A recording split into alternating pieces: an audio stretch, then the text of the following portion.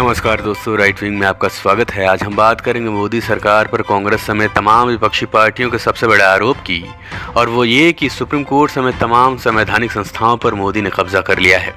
आइए विपक्ष के इन आरोपों की पड़ताल करते हैं। कहते हैं जिनके घर शीशे के होते हैं वो दूसरों पर पत्थर नहीं फेंका करते। अब जब मोदी सरकार के संवैधानिक संस्थाओं पर कब्जे और उसका बेजा इस्तेमाल करने के आरोप लग रहे हैं तो अतीत के पन्नों को जरूर पलटे जाएंगे कि आखिर किन किन पार्टियों ने किस किस तरह से और किसके जरिए कैसे संवैधानिक संस्थाओं को खिलौना बनाकर रखा। तो आइए सबसे पहले बात करते हैं मोदी सरकार पर आरोपों की, जिसका सबसे बड़ा आधार है सुप्रीम कोर्ट के चीफ जस्टिस रहे रंजन गोगोई, जिसको राज्यसभा भेजे जाने के लिए नामित किया गया। उसके बाद से मोदी सरकार को कटघरे में खड़ा किया जाने लगा। 12 जनवरी 2018 ये वो दिन था जब रंजन गोगोई तमाम विपक्षी दलों के हीरो थे। वजह थी उन्होंने तत्कालीन चीफ जस्टिस दीपक मिश्रा के खिलाफ अपने 3 साथी जजों के साथ प्रेस कॉन्फ्रेंस कर डाली थी। उसके बाद तो सरकार विरोधी पार्टियों से लेकर एजेंडा धारी तक गोगोई की ईमानदारी की कस्में खाने लगे थे और दावा कर डाला कि मोदी सरकार अब उन्हें चीफ जस्टिस नहीं बनने देगी, लेकिन उन्हें चीफ जस्टिस बनाया गया। उसके बाद गोगोई उन्हीं लोगों के लिए विलन तब बन गए जब उन्होंने राम जन्मभूमि पर फैसला दिया। इसके बाद जब उन्हें राज्यसभा भेजे जाने का फैसला किया गया तब मानो वह उनके कट्टर दुश्मन बन गए। तो ये है विपक्षी दलों के मोदी सरकार पर आरोप लगाने की प्रमुख वजह। यहाँ गौर करने वाली बात यह है कि रंजन गोगोई के पिता एक कांग्रेसी मुख्यमंत्री थे। अब आइए एक बार संवैधानिक संस्थाओं और राजनीति के घालमेल की कुछ ऐतिहासिक घटनाओं पर नजर डालते हैं। केशवानंद भारती केस, सन 1973, इमरजेंसी से ठीक पहले का वक्त। इस केस में तत्कालीन प्रधानमंत्री इंदिरा गांधी ने उन 3 जजों को सुपरसीड कर दिया था जो 6-7 के उस फैसले का हिस्सा थे जो आज़ाद भारत के इतिहास का सबसे महत्वपूर्ण फैसला था। यही वो वक्त था जब संविधान के मूल ढांचे के सिद्धांत ने जन्म लिया।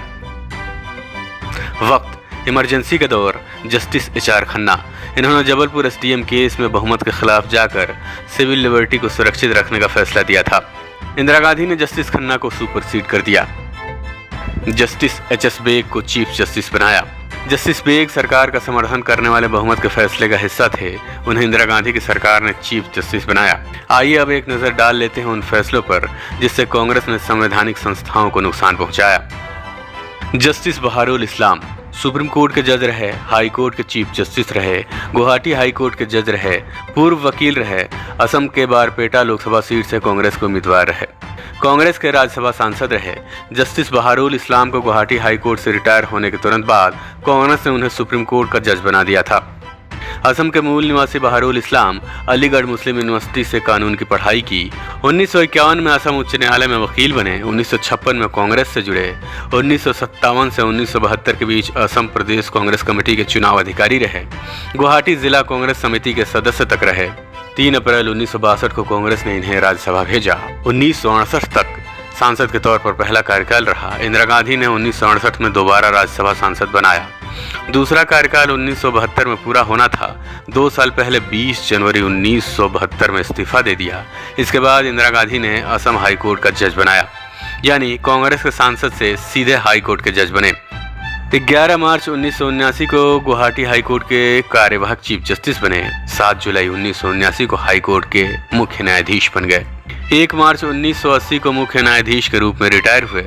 जस्टिस बहारुल इस्लाम ने रिटायरमेंट के तुरंत बाद कांग्रेस के समर्थन से स्वतंत्र उम्मीदवार के तौर पर एक बार फिर से राज्यसभा जाने की कोशिश की, लेकिन सफलता नहीं मिली। लिहाजा उन्हें हाई कोर्ट से रिटायरमेंट के 9 महीने बाद सुप्रीम कोर्ट का जज बना दिया गया। यहाँ गौर करने वाली बात यह है कि 1948 से लेकर 1980 के बीच सिर्फ 8 साल का समय छोड़कर पूरा समय सक्रिय राजनीति में रहे। उन्हें चीफ जस्टिस बनाया गया।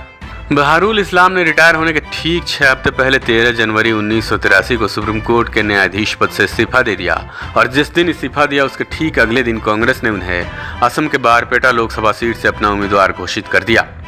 गौर करने वाली बात यह है कि इस्तीफा देने से पहले बहारुल इस्लाम ने बिहार के तत्कालीन कांग्रेसी मुख्यमंत्री जगन्नाथ मिश्र को फर्जीगिरी और आपराधिक कामकाज के मामले में बरी कर दिया था। ये केस शिवानंद पासवान बनाम स्टेट ऑफ बिहार के तौर पर खूब चर्चित हुआ था। माना गया कि इसी तरह के अनगिनत फैसले के एवज में कांग्रेस बहारुल इस्लाम को समय समय पर इनाम देती रही। आखिर में कांग्रेस ने इस्लाम को तीसरी बार राज्यसभा भेजा। 15 जून 1983 से 14 जून 1979 तक राज्यसभा सांसद रहे। 5 फरवरी 1993 में बहारुल इस्लाम का निधन हो गया।